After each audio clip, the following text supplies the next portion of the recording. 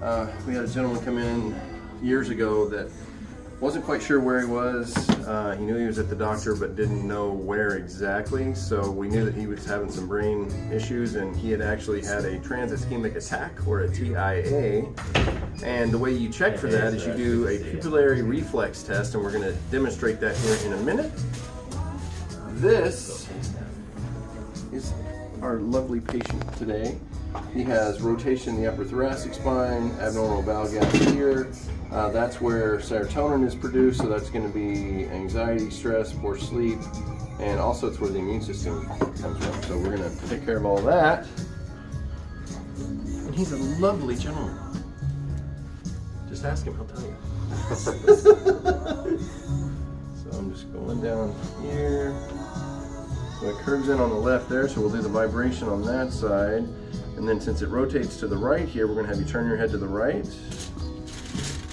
Try not to stick to your face too much. And then we're going to pass the vibration through on the right, pulling those spinous processes to the left.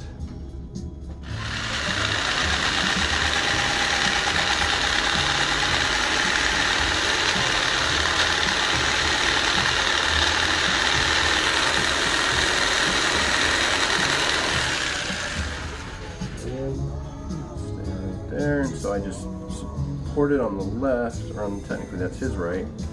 Push down with the right. There we go, and go straight down.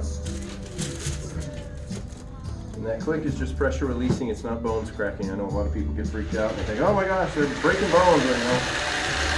No, no, no, it takes a lot more than that to break a bone. It's not a Schwarzenegger movie. He just looks at you funny and it breaks. All right, now we're going to flex the legs down.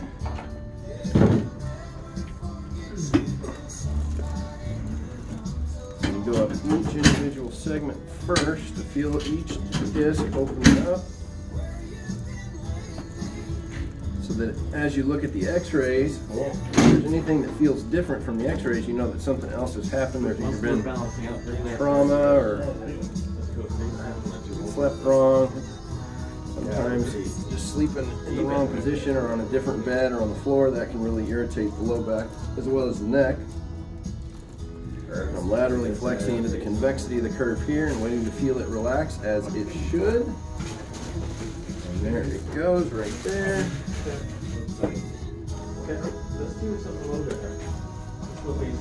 Alright, so now I'm going to have you on your side facing the window, sir. And right there I was just checking the leg length to make sure the legs were even, and they are.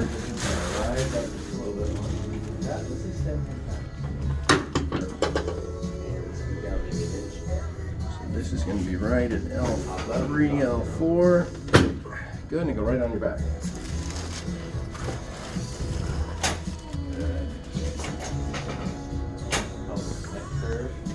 Here in the neck, it's pretty basic here. Get some tension on the upper spine, C2 on the right.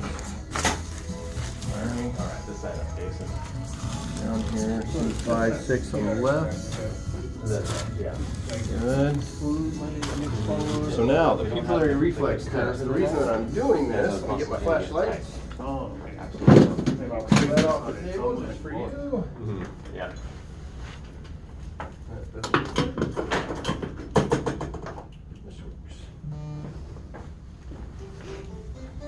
Because our lovely patient here fairly recently had a bit of a TIA as well, and so this is how we check to see what side is affected. So they call it a space-occupying lesion, but all it means in the TIA case is that there's blood on one side of the brain or the other that's interfering with the communication of the brain to the rest of the body.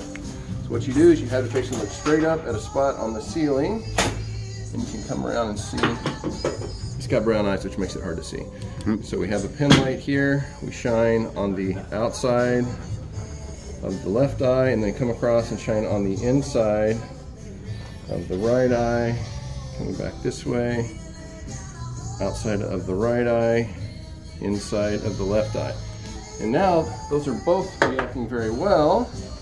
In the past, whichever side doesn't react as well, so if it doesn't constrict like it's supposed to with the light, that means that whatever side you're shining on, that's the side you need to stimulate to help get the better connection to the brain to help overcome the TIA.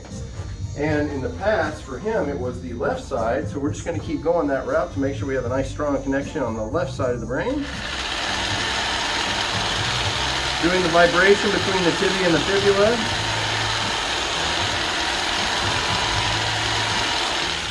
You could even do a stimulation on the bottom of the foot to get more impulses up to the brain. A little bit. Fingers as well. I mean, that's the craziest thing. You can do this test on a normal individual that doesn't have any issues. Go down here and pinch their hand like that, and just that impulse changes the way the brain reacts. So all the stuff we're doing is for a reason. Just relax, I got you. Working on the ulnar tunnel there, up here for the shoulder. On the arrow. Good, and then cross your arms for me, sir. And make sure I'm not breaking that necklace of yours, because that would be bad.